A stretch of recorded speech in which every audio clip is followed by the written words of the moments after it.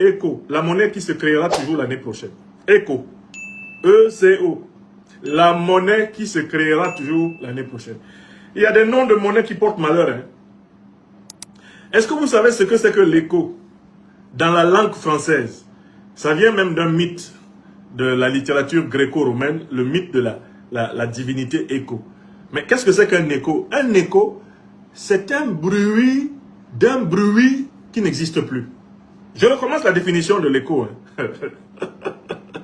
Qu'est-ce que c'est qu'un écho? Un écho, c'est un bruit d'un bruit qui n'existe plus. C'est-à-dire que quand vous entendez l'écho d'un bruit, le bruit en question là, lui n'existe plus. Hein.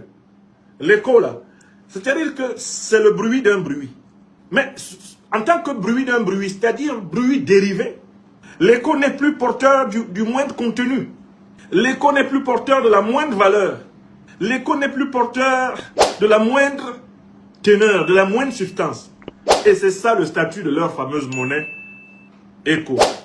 Écho est une monnaie qui n'existe que sous la forme d'écho. E-C-H-O. C'est-à-dire d'un bruit qui n'existe plus.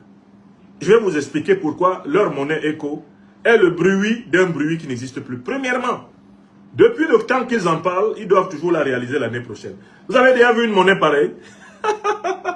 C'est une monnaie coupée, décalée, anachronique. Ils ne la réalisent jamais cette année. C'est toujours l'année prochaine. Quand on parle de l'écho, si on est en 2022, on dit c'est en 2023. Si on est en 2023, c'est en 2024. Si on est en 2024, on dit que c'est en 2025. Si on est en 2025, on dit que c'est en 2026. Si on est en 2026, maintenant, on dit que c'est en 2027. Donc, l'écho est une monnaie qui n'est qu'un pur écho de ce qu'aurait pu être une monnaie. C'est l'écho d'une monnaie qui aurait pu être une monnaie. Mais ce n'est pas une monnaie. C'est un bruit de bruit. Parce qu'en fait, qu'est-ce que c'est que l'écho?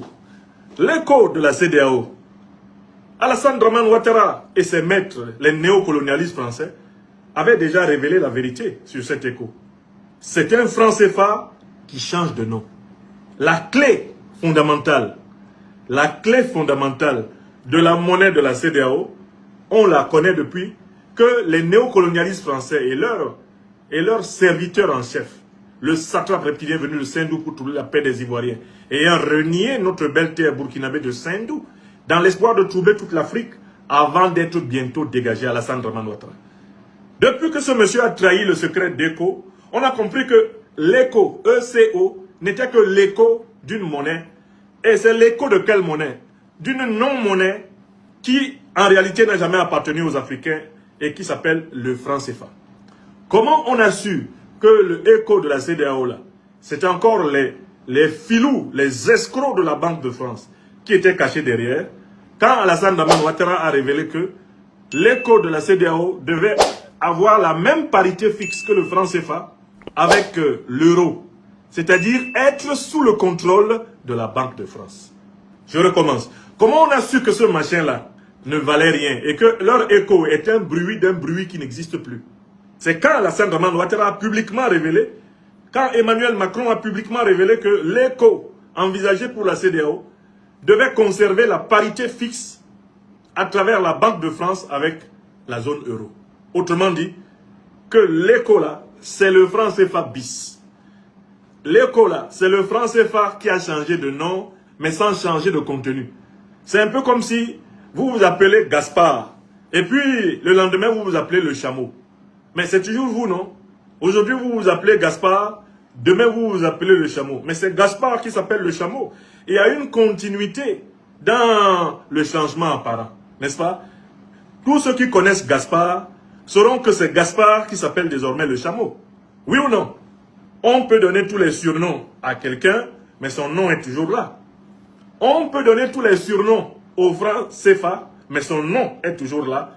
Monnaie de parité fixe contrôlée par la Banque de France, monnaie coloniale, monnaie néocoloniale, ayant pour but de continuer à prélever des profits sur le dos des échanges économiques africains.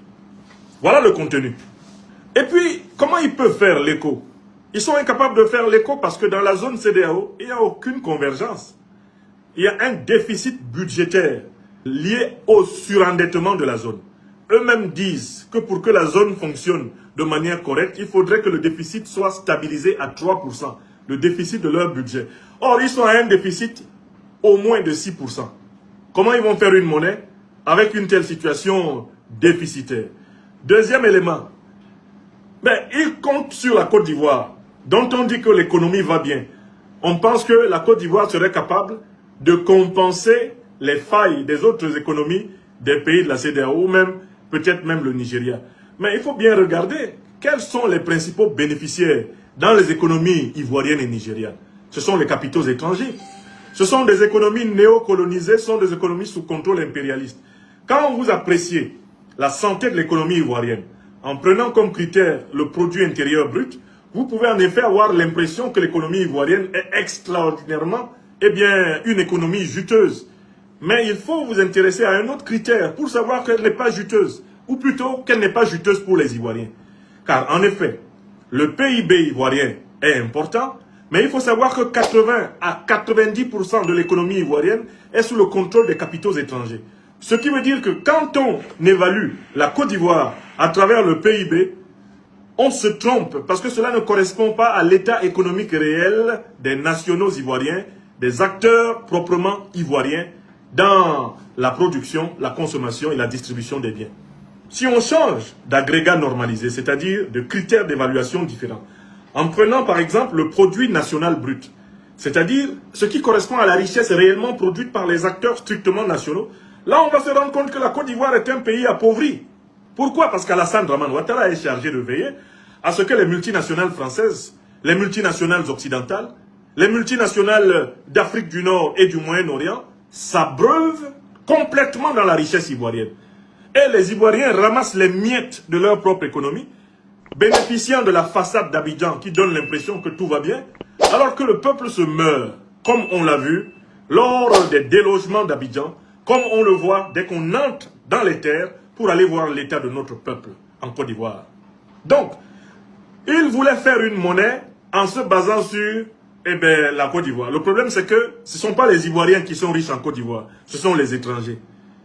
Et c'est dans les coffres-forts français, les coffres-forts européens, les coffres-forts américains, les coffres-forts du Moyen-Orient et les coffres-forts d'Afrique du Nord que la richesse ivoirienne va.